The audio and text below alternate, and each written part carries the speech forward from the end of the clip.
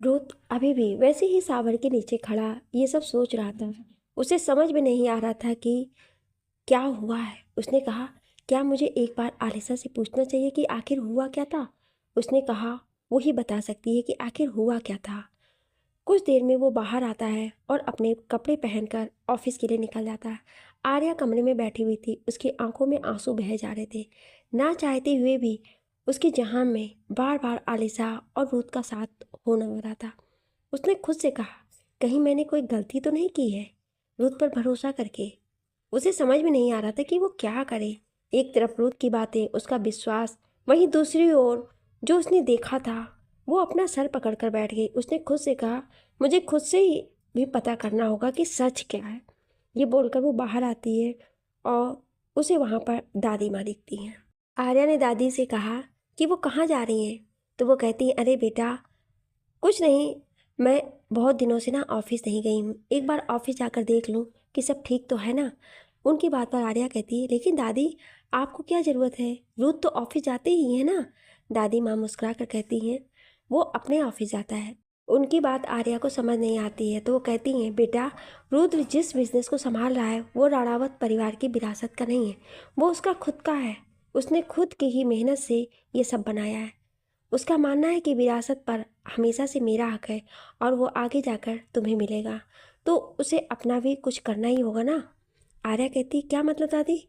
दादी कहती, राणावत परिवार का उसूल है, यहाँ पुरुष प्रधान नहीं बल्कि स्त्री प्रधान है। यहाँ की विरासत बेटे के नाम नहीं बल्कि बेटी के नाम होती है। हालांकि उन पर बेटों का भी पूरा हक होता है, लेकिन वो कहते हैं ना कि वारिस कौन होगा, तो यहाँ वारिस औरतें होती हैं। पहले मेरी सास थी, उनके बाद मैं, मेरे बाद रुत की माँ, लेकिन उनके जाने के बाद ये सब कुछ फिर मेरे पास आ गया। अब ये आगे जाकर तुम्हारा होगा। उनकी बात सुन के आर्या हैरान थी कि कोई ऐसा भी रूल हो सकता है जो इस समाज को टक्कर दे रहा है। दादी माँ कहती हैं, तुम कहाँ जा रही हो। उनकी बात पर आर्या कहती है, कुछ नहीं दादी माँ, मैं बस यूं ही। तो वो कहती है कि वो भी उनके साथ चले और वो सब देखे जो उसे आगे जाकर संभालना है। आर्या जाना तो नहीं चाहती थी, लेकिन वो दादी माँ को भी मना नहीं कर पाई। वो उनके साथ चली गई।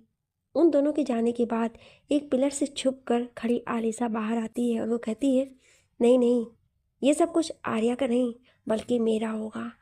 मैं बनूंगी इस राणावत परिवार की वारिस। ये सत्ता मेरी होगी। जो सपना मैंने हमेशा से देखा है उसे मैं किसी और का नहीं होने दूंगी।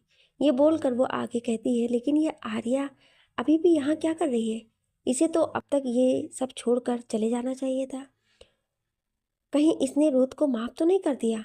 अगर ऐसा हुआ तो मेरा प्लान खराब हो सकता है। फिर वो रूथ को ढूंढने लगती, लेकिन उसे रूथ कहीं नहीं मिलता है। एक मेड से पूछने पे उसे पता चलता है कि रूथ ऑफिस गया है। ये सुन के वो भी रूथ के ऑफिस निकल जाती है। वहीं रूथ ने बहुत कोशिश की थी, लेकिन उसे कहीं से भी याद नहीं आ रहा था कि उसके साथ क्या हुआ है। उसने एक बार फिर से सोचना शुरू किया, तभी उसके दिमाग में उस आदमी की इमेज याद आई जिसने उस दिन आलिसा को पकड़ रखा था। उसने खुद से कहा, अब मुझे उस आदमी को ढूंढना होगा। ये बोलकर वो रोनित को फ़ोन करता है और उसे आने को बोलता है। थोड़ी देर बाद रोनित रूथ के सामने खड़ा था। रोनित हैरानी से कहता है, तुझे समझ भी आ रहा है कि तू बोल क्या रहा है। तू ऐसा कैसे कर सकता है आर्या के साथ। तूने उसे धोखा दिया है। वो अभी भी गुस्से में लग रहा था। तभी रूथ ने कहा, तू मुझे ऐसा समझता है। मैं आर्या को धोखा नहीं दे सकता हूँ। मैं बस तुझे वो बता रहा हूँ जो हुआ है, लेकिन मैंने आलिसा के साथ कुछ नहीं किया। और वो ऐसा क्यों बोल रही है, मुझे पता करना है।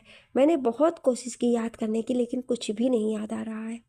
रोनित कहता है, कहीं ऐसा तो नहीं कि आलिसा ने ये सब जानबूझकर किया है। कहीं ये सब उसने तुझे और आर्या को अलग करने के लिए किया है।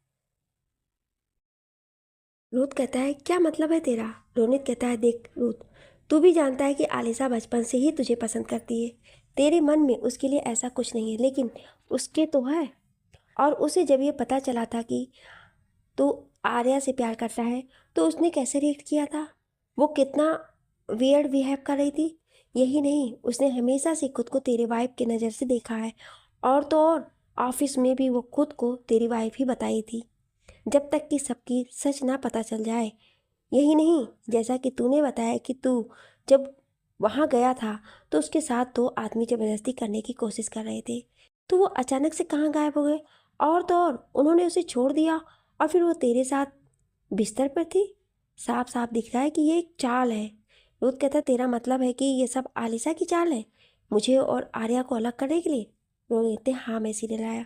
तो रुद्र ने कहा, अगर ऐसा है तो मैं उसे बहुत बुरी सजा दूंगा, क्योंकि उसकी इस हरकत की वजह से आर्या को तकलीफ हुई है, जो मुझे बर्दाश्त नहीं है। मैं अब ये किसी भी तरह से करके रहूँगा कि आखिर हुआ क्या है। फिर उसने कहा, मुझे एक स्केच आर्टिस्ट की ज़रूरत है, तू जल्द से जल्द उसका इंतज़ाम कर। रोनित ने हाँ कहकर चला गया। रोनित के जाने के बाद आलिशा भी, उसके चेहरे से पता चल रहा था कि उसने सब कुछ सुन लिया है। उसका चेहरा गुस्से से लाल था। उसने खुद से कहा, मुझे अपने रास्ते से पहले इस रोनित को हटाना होगा, नहीं तो ये मेरा प्लान खराब कर देगा। ये बोलकर वो कहीं चली जाती है। रुत बैठा यही सब सोच रहा था कि उसका फ़ोन बजने लगता है। वो जैसे जैसे बातों को याद कर रहा था वैसे वैसे उसकी उलझन बढ़ती जा रही थी। अब तो उसे भी यकीन होने लगा था कि कहीं रोनित सच तो नहीं बोल रहा है। मुझे आलिशा ने फ़ोन करके बुलाया था कि वो मुसीबत में है, कोई उसके साथ ज़बरदस्ती करने की कोशिश कर रहा है। मैंने आवाज़ भी सुनी थी, जैसे कोई उसकी तरफ बढ़ा वो या दरवाज़ा खटखटा रहा हो। वो बहुत घबराई हुई थी, और जब मैं वहाँ पहुँचा तो मैंने देखा कि एक आदमी उसे पकड़े हुए हैं। लेकिन अचानक से मेरे सिर पर वार हुआ, और जब मैं उठा तो उसने बताया कि हमारे बीच सब कुछ हुआ। मैंने उसे प्रपोज किया है, लेकिन ऐसा कैसे हो सकता है, क्योंकि उस वार के बाद तो मैं बेहोश हो गया था। तभी उसने अपने सिर पर हाथ रखा। रुत ने उस जगह को दबाया जहाँ पर उसे चोट लगी थी। दबते ही उसे तेज दर्द का आभास हुआ। उसने याद किया कि जब वो आज तैयार होते समय अपने बालों को सेट कर रहा था तो उस समय उसे हल्का सा दर्द महसूस हुआ, लेकिन उसने इस बात को नज़रअंदाज कर दिया था। अब उसे याद आ रहा था कि उसे यहीं पर चोट लगी थी। रूथ को धीरे धीरे सब समझ में आने लगा था कि उसे अब किसी भी तरह से ये सच पता करना था कि आखिर हुआ क्या था। वो सोच ही रहा था कि तभी फ़ोन पर एक कॉल आती है। वो जैसे ही उठाता है, सामने से रिसेप्शनिस्ट कहती है कि कोई स्केच आर्टिस्ट आया है, आपसे मिलना चाहता है। उसकी बात सुनकर रूथ ने उसे अंदर आने को कहा।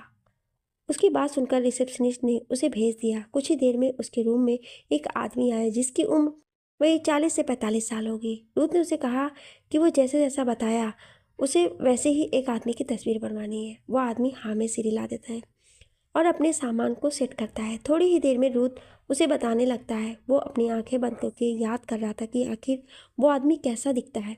लगभग 3 घंटे बाद उस आदमी का स्केच तैयार हो गया। जब रूथ ने उसे देखा तो उसकी आंखें हैरानी से बड़ी हो गई, क्योंकि ये वही आदमी था जिसे उसने देखा था। वहीं आलिशा एक सुनसान जगह पर आई थी। जैसे ही वो आती है वहाँ पर 2 और आदमी आते हैं। उन आदमियों ने देखकर आलिशा से कहा, हमें दोबारा क्यों बुलाया यहाँ पर? तो आलिशा ने उन दोनों को देखा और उनकी तरफ कुछ पैसे देकर कहा, तुम दोनों यहाँ से कुछ समय के लिए गायब हो जाओ, कोई भी तुम्हें ढूंढ ना पाए।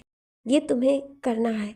अगर तुम लोग उस इंसान के हाथ आ गए तो वो तुम्हें जिंदा नहीं छोड़ेगा। जब तक मैं ना कहूँ तब तक तुम लोग इस शहर से गायब हो जाओ। वो आदमी जब उन पैसों को देखता है तो कहता है, मैं इतने पैसे तो इसके लिए कम पड़ेंगे। उनकी बात सुनकर आलिशा कहती है, अभी जितने मिल रहे हैं उतने लेकर चले जाओ, बाद में मैं तुम्हें और पैसे दे दूंगी। लेकिन याद रखना, अगर तुम लोग उसके हाथों आ गए तो वो तुम्हें जिंदा नहीं छोड़ेगा। ये कहकर वो वहाँ से चली गई। उसके बाद वो आदमी भी चले गए। आलिशा अपनी गाड़ी में बैठकर सोच रही थी, मैंने इन्हें तो दूर भगा दिया, अब चाहे कुछ भी हो जाए, रूथ का स्केच भी बना लेगा तो भी कोई फ़ायदा नहीं है। बस कुछ दिन और रुक जाओ, उसके बाद मेरा अगला प्लान एग्जीक्यूट होगा, और उसके एग्जीक्यूट होते ही तुम और आर्या हमेशा हमेशा के लिए एक दूसरे से अलग हो जाओगे और रुद्र मेरा हो जाएगा। फिर मैं बनूंगी मिसेज रुद्र प्रताप राणावत। अपनी प्लानिंग पर आलिशा अंदर ही अंदर बहुत ज़्यादा खुश हो रही थी। कुछ ही देर में वो अपने घर पहुंच जाती है। जब वो अपने घर के अंदर जाती है तो उसे उसकी माँ सामने बैठी हुई दिखाई देती है। वो उन्हें देखकर कहती है कि तू आखिर आजकल कर क्या रही है? बिना बताए कहीं भी चली जाती है, कुछ भी करती रहती है। मुझे बताएगी कि आखिर तेरे दिमाग में क्या चल रहा है? आलिशा अपनी माँ को देखकर गुस्से से कहती है, आपको मेरी ज़िंदगी से क्या लेना देना है? आपको तो सिर्फ और सिर्फ उन लोगों की नौकरी करनी है ना, उन लोगों की गुलामी करनी है। लेकिन मैं अपनी ज़िंदगी गुलामी में नहीं गुजारना चाहती हूँ। मैं अपनी ज़िंदगी रानियों की तरह गुजारूंगी और उसी की तैयारी में हूँ, और आप जितना हो सके मेरी ज़िंदगी से दूर रहिए। ये बोलकर वो झटके से वहाँ से चली जाती है। किरण अपनी आंखों में आंसू लिए अपनी बेटी को देखती रहती है। उसे अंदर ही अंदर डर लग रहा था कि कहीं उसकी बेटी कुछ गलत ना कर दे, कहीं कुछ ऐसा ना कर दे, इसके लिए उसे ज़िंदगी भर कीमत चुकानी पड़ी। यही सोच सोच कर किरण जी की हालत ख़राब हुई जा रही थी, लेकिन वो कुछ कर भी नहीं सकती थी क्योंकि उनकी बेटी उनके हाथ से निकल चुकी थी। दूसरी ओर रुद्र जब घर आता है तो अपने हाथ में लिए हुए फाइल को वो बेड पर रखता है, जिसमें से उस आदमी की फ़ोटो बाहर निकल जाती है। आर्या जो बाथरूम में थी वो फ्रेश होकर बाहर आती है तो उसकी नज़र बेड पर रखे उस स्केच पर जाती है। वो स्केच को उठाकर देखने लगती है तो रुद्र उसे देखकर कहता है, क्या हुआ, तुम स्केच को क्यों देख रही हो? आर्या उसकी ओर देखकर कहती है, ये किसका स्केच है और ये आपके पास क्या कर रहा है? आप इसे कैसे जानते हैं? रुद्र आर्या की ओर देखकर कहता है, क्या तुम इस आदमी को जानती हो? आर्या हाँ में सिर हिलाकर कहती है, यहाँ इसका नाम बलवंत है और ये पैसों के लिए काम करता है। कई बार मैंने मिस्टर जयंत को भी देखा है जो इसे अपने पैसों के लिए अपने काम करवाते थे। ये पैसों के लिए कुछ भी करता है, चाहे वो किडनैपिंग हो, मर्डर हो या कुछ भी, इसे पैसों से ही मतलब होता है। रुद्र आर्या की ओर देखकर कहता है, क्या तुम बता सकती हो ये कहाँ मिलेगा? आर्या कहती है, इसका एड्रेस तो मैं नहीं जानती हूँ, लेकिन आप इसके पीछे क्यों पड़े हैं? क्या इसने फिर आपके साथ कुछ किया? रुद्र आर्या की ओर देखकर कहता है, अगर तुम मेरी पूरी बात सुनो तो मैं तुम्हें बताऊं कि आखिर क्या बात है। आर्या ने हाँ में सिर हिलाया तो रुद्र उसे बताने लगा। रुद्र ने आर्या को बताया कि जिस दिन वो भागते हुए घर से बाहर गया था उस दिन उसे आलिशा का कॉल आया था कि वो मुसीबत में है, कोई उसे किडनैप कर लिया है और उसको ज़बरदस्ती करने की कोशिश कर रहा है। फ़ोन पर जो मैंने आवाज़ सुनी थी उससे यही पता चल रहा था कि वो सच कह रही है, इसलिए मैं भागते हुए उसे बचाने चला गया था। जब मैं होटल गया तो वहाँ पर मैंने देखा कि यही आदमी आलिशा के साथ ज़बरदस्ती करने की कोशिश कर रहा है, लेकिन जैसे ही मैं अंदर गया किसी ने मेरे सिर पर जोरदार वार किया और मैं बेहोश हो गया, और जब मुझे होश आया तो तुम मेरे सामने थी। आर्या कहती है, मतलब आप ये कहना चाहते हैं कि आपके सर पर वार हुआ था और आप जब होश में आए तो ये सब हुआ था? रुद्र हाँ में सिर हिलाता है और उसके बाद उसे आलिशा ने जो जो कहा था वो भी बता दिया। उसने साफ साफ ये भी बताया कि उसे कुछ भी याद नहीं है, वो तो बेहोश था। और फिर उसने अपने सिर को भी दिखाया जहाँ पर उसे चोट लगी थी। आर्या को कहीं ना कहीं रुद्र की बातों पर विश्वास होने लगा था, लेकिन उसके दिल में एक चीज़ थी, कहीं रुद्र उसे बहकाने की कोशिश तो नहीं कर रहा है। आर्या कहती, अगर आप सच कह रहे हैं तो मैं आपका साथ देने को तैयार हूँ, लेकिन अगर आप झूठे निकले तो उसकी बात पर रुद्र कहता है, तुम मेरा साथ दो, मैं सच तुम्हारे सामने ले आऊँगा। आर्या ने हाँ में सिर हिलाया तो रुद्र उसके गले लग गया, लेकिन आर्या ने कोई रिस्पॉन्ड नहीं किया। थोड़ी देर बाद रुद्र उससे अलग हुआ और कहा कि वो फ्रेश होकर आता है। उसके जाने के बाद आर्या सोचती है कि उसे दादी की बातें और अपनी माँ की भी बातें याद आती रहती है। उसने खुद से ही कहा, कहीं ऐसा तो नहीं कि रुद्र सच कह रहे हैं और आलिशा ने ये सब जानबूझकर किया हो ताकि मैं और रुद्र अलग हो जाएं। वैसे भी वो मुझे और रुद्र को हमेशा से अलग करना चाहती थी। उसे रुद्र से प्यार है और वो रुद्र को पाने के लिए ऐसा तो नहीं कर रही है। अब कहीं ना कहीं आर्या को भी उस पर यकीन होने लगा था, लेकिन दिमाग कह रहा था कि रुद्र उसके साथ नाटक कर रहा है, लेकिन दिल मानने को तैयार था कि रुद्र उससे ही प्यार करता है। अगले दिन रुद्र और आर्या बलवंत के घर पर गए, लेकिन उन्हें वहाँ बंद ताले के अलावा और कुछ नहीं मिला। उन्होंने आसपास के लोगों से पूछने की कोशिश की, लेकिन किसी को भी नहीं पता था। रुद्र गुस्से से कहता, आखिर ये गायब कहाँ हो गया, कहाँ चला गया, कुछ समझ में नहीं आ रहा है। वो ये बोल ही रहा था कि तभी उसके पीछे से एक आवाज़ आती है, गायब हुआ नहीं है, उसे शायद गायब कर दिया गया है। रुद्र मुड़कर उसकी तरफ देखता है तो आर्या कहती है, आप ही बताइए ना, इतने सारे कांड करने के बाद भी वो कभी यहाँ से गायब नहीं हुआ, लेकिन अचानक से वो कहाँ गायब हो गया? और ठीक उसी दिन जिस दिन आपने उसका स्केच बनवाया और उसे ढूंढने के लिए आ रहे थे, अचानक से उसका इस तरह से गायब हो जाना ये बता रहा है कि वो गायब किया गया है या कहीं चला गया है ताकि हम उसे पकड़ ना पाए। रुथ को उसकी बातें सही लगी। वो हाँ में सिर हिला देता है, फिर दोनों अपनी खोज में निकल जाते हैं। वो दोनों उस होटल में जाते हैं और वहाँ की सीसीटीवी फुटेज देखने लगते हैं, लेकिन उस दिन की सीसीटीवी फुटेज गायब थी। उसने जब वहाँ के मैनेजर से पता करने की कोशिश की तो उसने कहा कि रुथ प्रताप राणावत के कहने पर यह सीसीटीवी फुटेज डिलीट की गई है। ये सुनकर दोनों ही हैरान हो जाते हैं। रुथ गुस्से से उसकी कॉलर पकड़कर कहता है, मैं यहाँ तुम्हारे सामने खड़ा होकर वो फुटेज मांग रहा हूँ और तुम कह रहे हो कि वो फोटोज डिलीट कर दिए गए हैं। वो आदमी उसे खुद से दूर करता है और कहता है, तुम कौन हो? रुद्र अपने एक एक शब्द को चबाकर कहता है, मैं हूँ रुद्र प्रताप राणावत, जिसका नाम लेकर तुम कह रहे हो कि मैंने सीसीटीवी फुटेज डिलीट करवाई है। वो आदमी मुस्कुराता है और कहता है, हाँ, कोई भी आकर हमसे कहेगा कि वो रुद्र प्रताप राणावत है और हम मान लेंगे। हमने जिस इंसान के कहने पर डिलीट किया वही रुद्र प्रताप राणावत है। हमने खुद उसे देखा है। ये बात रुद्र और आर्या दोनों के लिए ही शौक में थी कि आखिर कौन रुद्र की जगह आया है, और खुद को रुद्र प्रताप राणावत बताकर वो सारे फुटेज डिलीट करवा दिया। रुद्र ने तुरंत अपना फ़ोन निकाला और रोनित को फ़ोन करके यहाँ सब कुछ बताया। रोनित ने कहा वो तुरंत ही पता लगाकर बताता है कि आखिर वो कौन था जो रुद्र प्रताप राणावत बनकर वहाँ गया था। रुद्र आर्या वहाँ से खाली हाथ चले जाते हैं। दोनों ही बहुत ज़्यादा परेशान थे कि सच्चाई का पता कैसे लगाया जाए। रुद्र और आर्या अपने घर के लिए निकल ही रहे थे कि तभी अचानक से रुद्र के फ़ोन पर कॉल आती है। रुद्र जब देखता है तो आलिशा का फ़ोन आ रहा था। आलिशा का नंबर देखकर रुद्र गुस्से से फ़ोन काटने जा रहा था, तभी आर्या ने उसे रोक दिया। इन दिनों रुद्र के फ़ोन पर ना जाने कितने बार ही आलिशा का फ़ोन आ चुका था, लेकिन वो कभी भी उसका फ़ोन नहीं उठाता था। और इतना ही नहीं, बल्कि वो तो जब भी उसे मिलने आती है तभी उसे मना कर देता था। यहाँ तक कि उसने अपने गार्ड्स को भी मना कर दिया था कि वो विला में भी नहीं आनी चाहिए। आर्या ने उसे फ़ोन अटेंड करने को कहा। रुद्र ने फर्स्टेड होकर फ़ोन उठाया और स्पीकर पर कर दिया। फ़ोन अटेंड होते ही सामने से आलिशा की आवाज़ आई, रुद्र तुम्हारा दिमाग ख़राब हो गया? आखिर तुम मेरा फ़ोन क्यों नहीं उठा रहे हो? मैं तुमसे मिलने भी आती हूँ तो तुम मुझसे नहीं मिलते हो। यहाँ तक कि तुमने मुझे विला में भी आने से मना कर दिया, और वो 2 कौड़ी के गार्ड्स, उनकी इतनी हिम्मत हुई कि उन्होंने मुझे तुमसे मिलने से रोक दिया। तुम आज के आज उन्हें नौकरी से निकालो। उन्होंने उसकी बात सुनकर कहा, उन लोगों ने मेरे ही ऑर्डर को फॉलो किया है। मैं ही उन्हें यह ऑर्डर दिया है कि तुम किसी भी तरह से मेरे करीब नहीं आओगी, ना ही मैं तुम्हें देखना चाहता हूँ।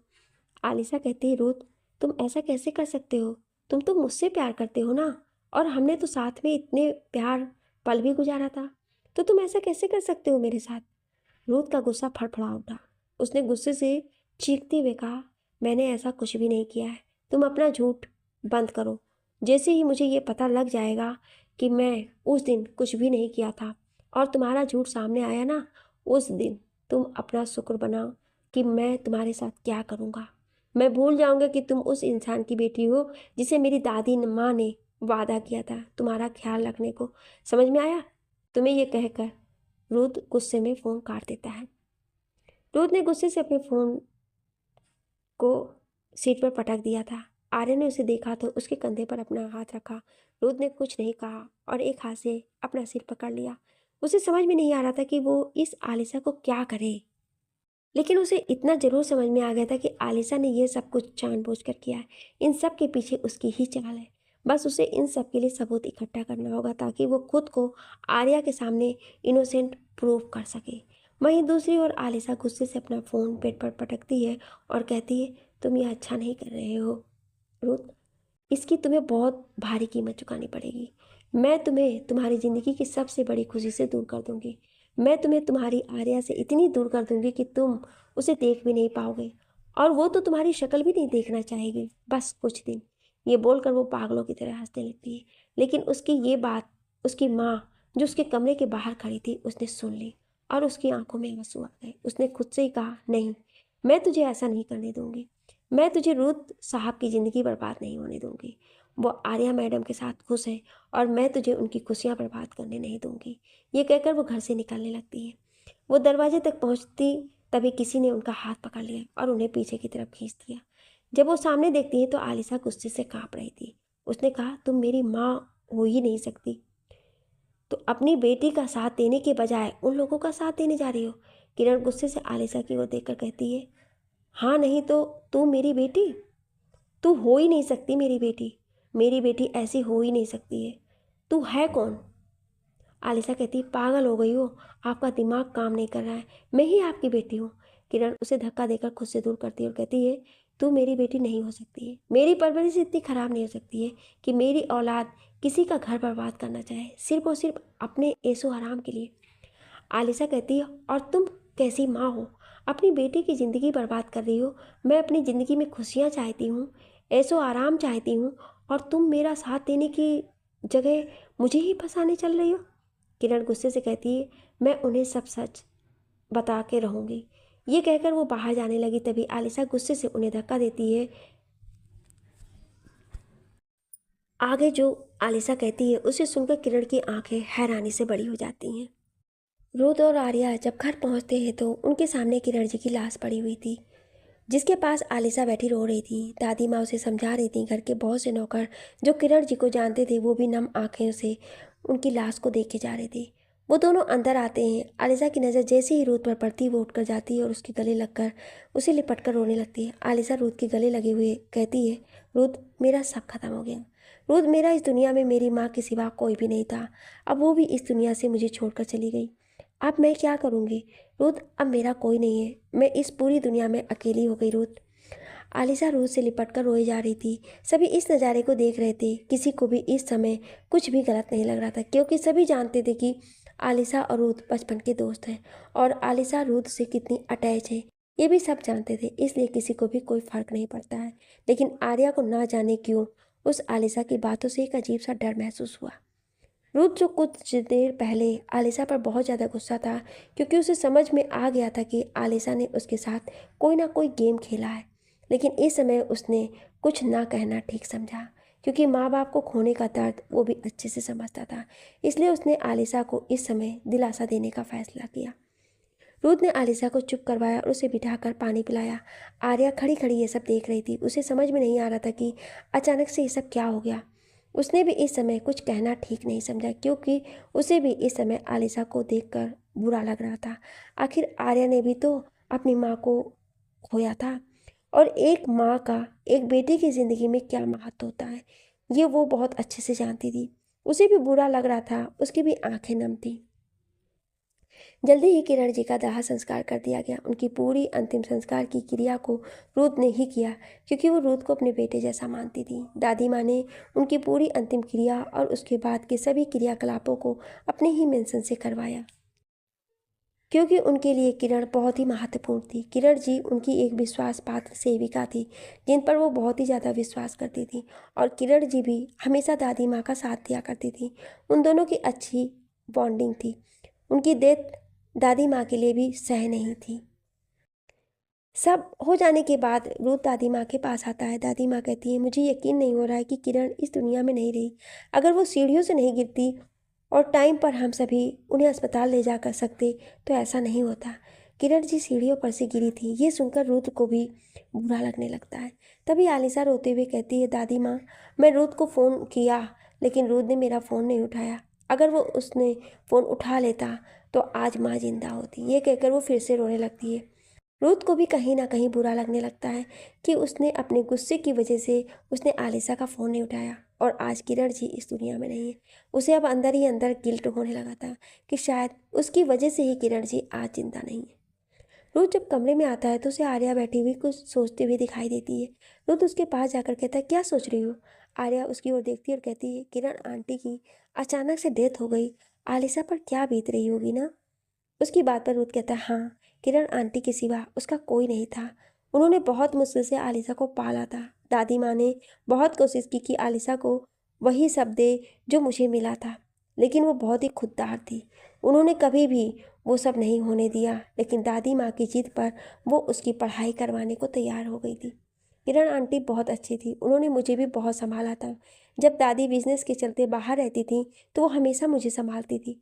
आर्या देख सकती थी कि रूथ किरण आंटी से कितना अटैच था।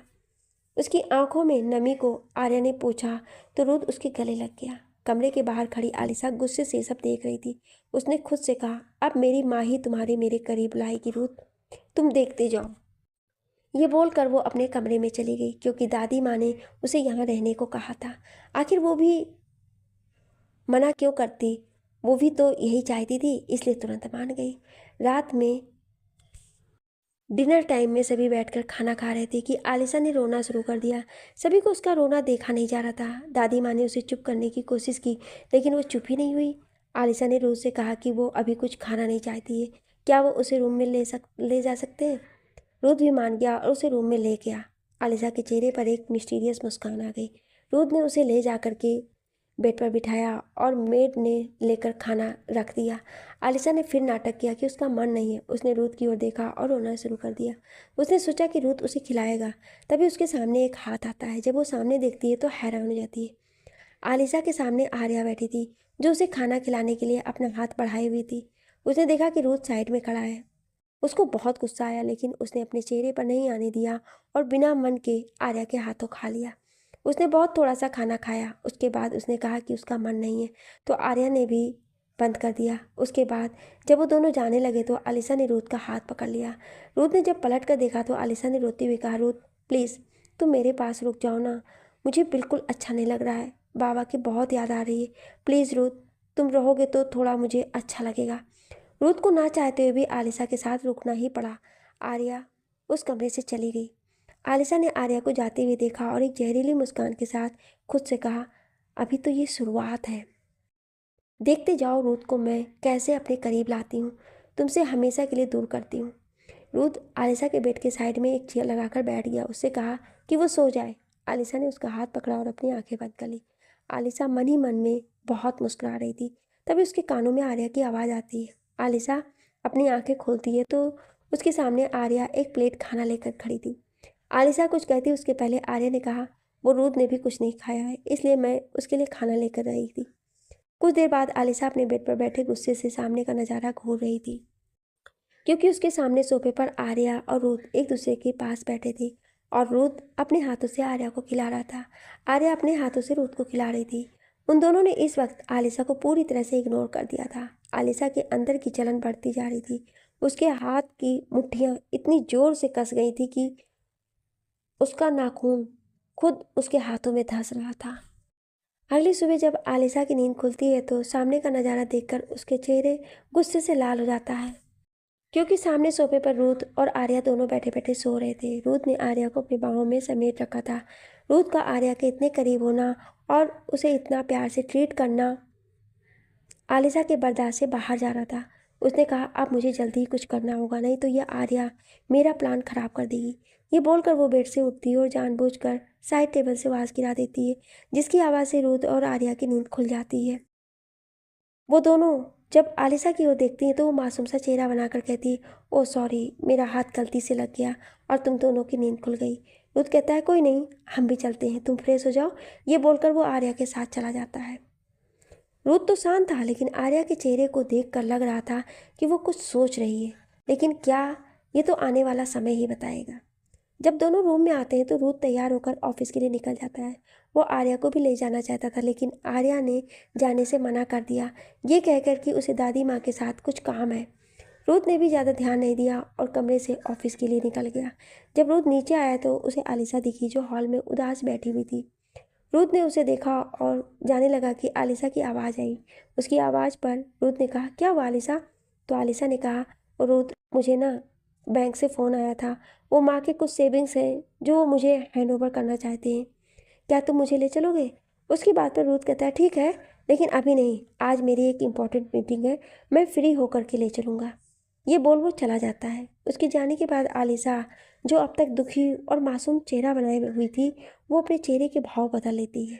अब उसके चेहरे पर एक कुटिल मुस्कान थी। वो खुद से कुछ गुनगुनाते हुए कमरे में जाने लगती है।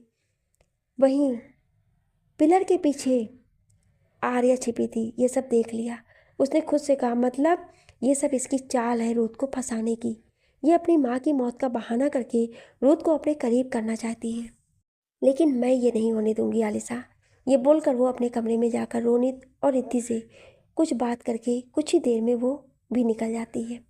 रिद्धि के घर में हालांकि रिद्धि को दादी माँ ने उसी मेंशन में रहने को कहा था, लेकिन कभी कभी वो यहाँ आ जाया करती थी। हॉल में आर्या, रिद्धि और रोनित बैठे थे। आर्या ने उन दोनों को सब बता दिया। रोनित कहता है, ये आलिशा इतनी गिर जाएगी, मुझे यकीन नहीं होता है। पहले उसने रूथ को फंसाया और जब रूथ ने उसकी बात नहीं मानी तो वो अब अपनी माँ का बहाना करके उसे फिर से फंसाना चाहती है।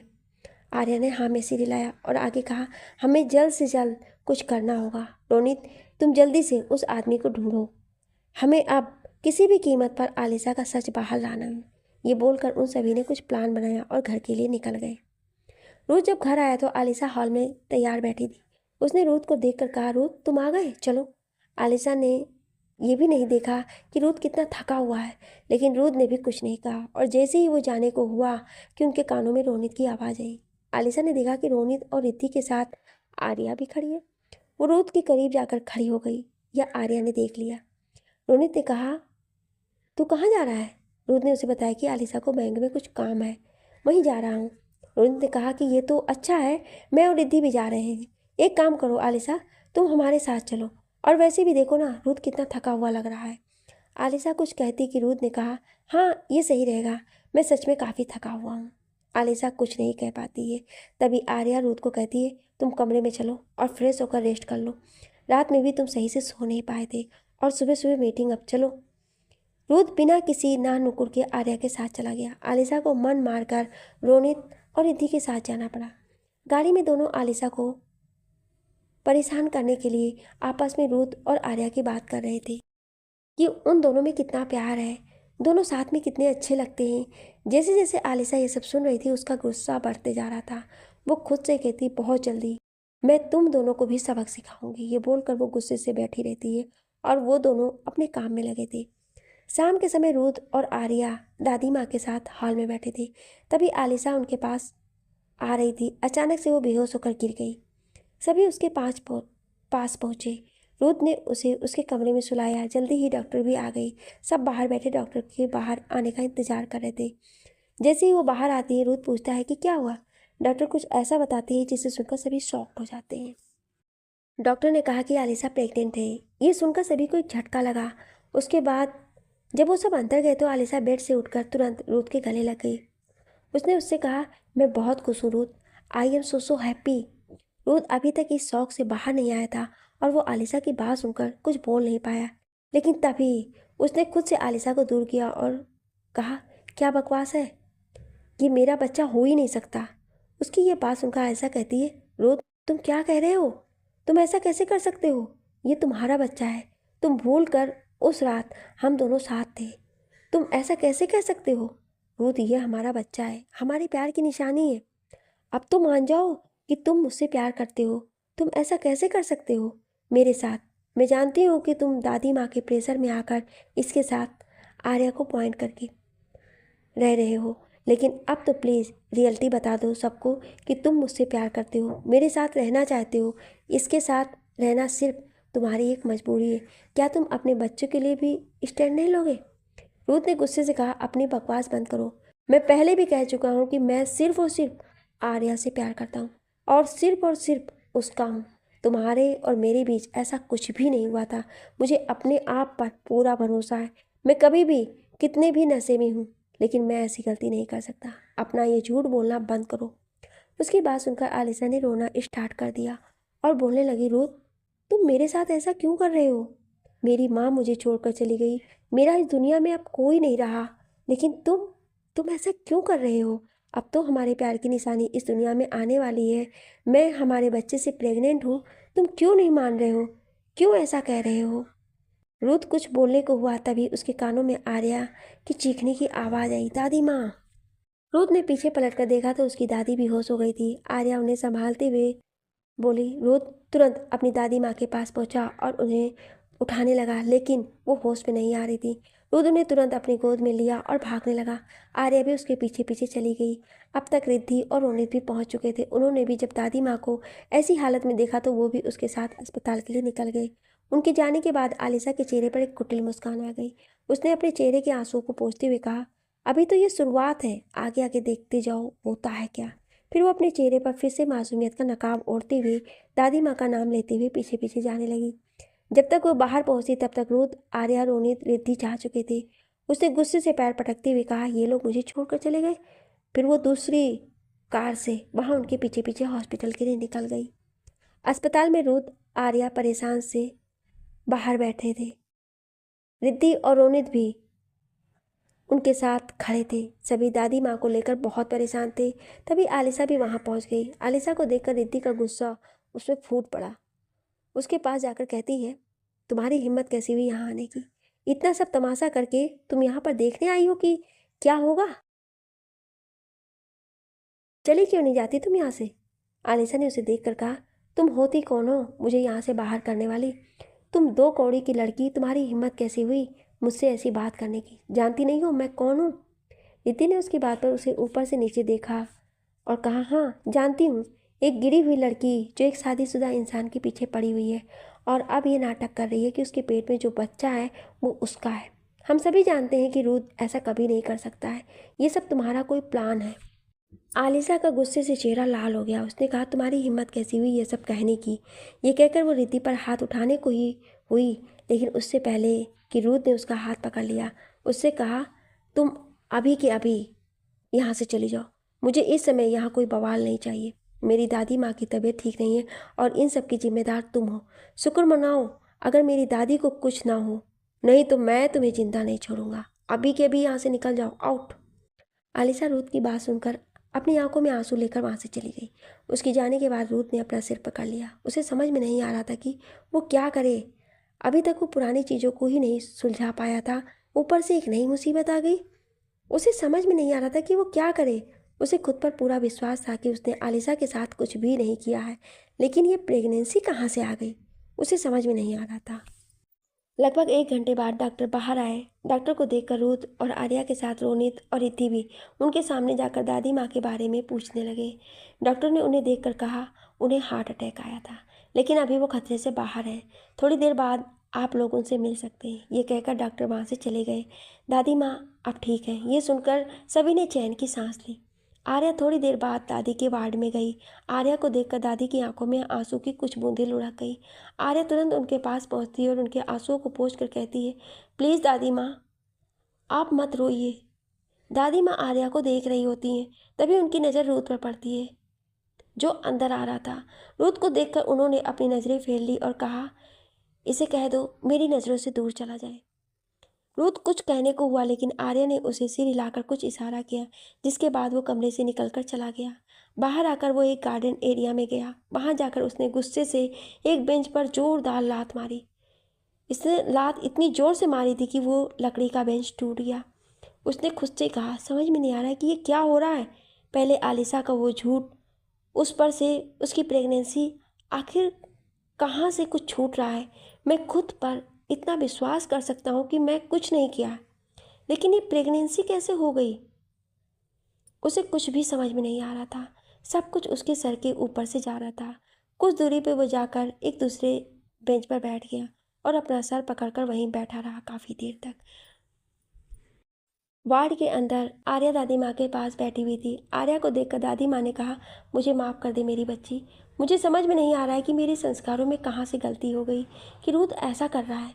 मैं अपनी जिद में आकर तेरी शादी उससे करवा दी, उसके बाद तुम दोनों को साथ रहने के लिए भी मजबूर किया, लेकिन आज मैंने अपनी जिद में आकर तेरी ज़िंदगी बर्बाद कर दी। मुझे माफ़ कर दे मेरी बच्ची।